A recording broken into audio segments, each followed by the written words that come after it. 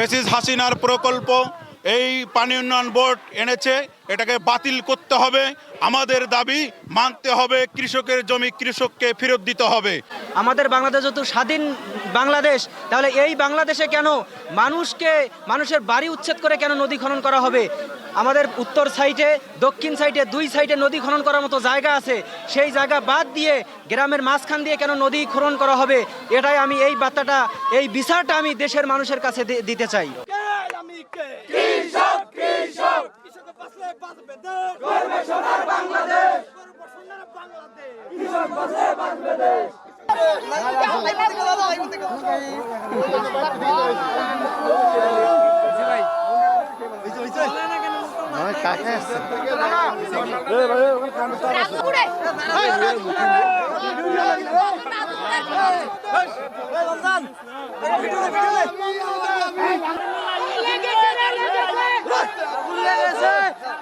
নদী খননের নামে, নদী খননের অজুহাতে এখানে 3 ফসলি জমি পানি উন্নয়ন বোর্ড খনন করতে চায়, কিন্তু আমাদের জমি, আমাদের কাগজপাতি সব ঝকঝকা, আমাদের 40-এর মালিক আমরা, 63-র মালিক আমরা।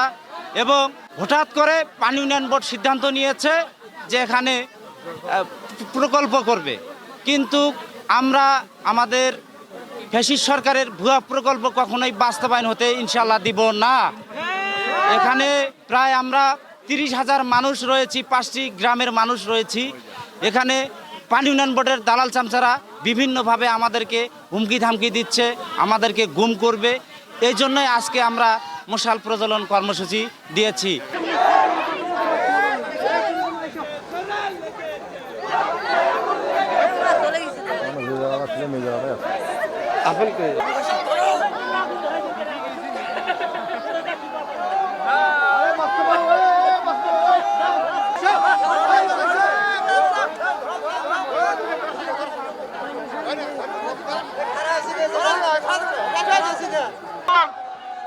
মোবাইলের খোলা তাদের কাছে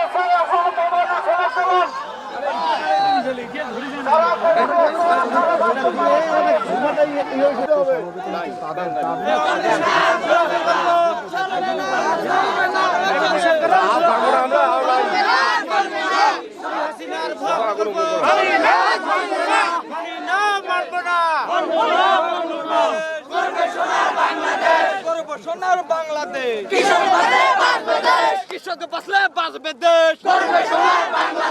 তুমি কে আমি কে, তুমি কে আমি কে,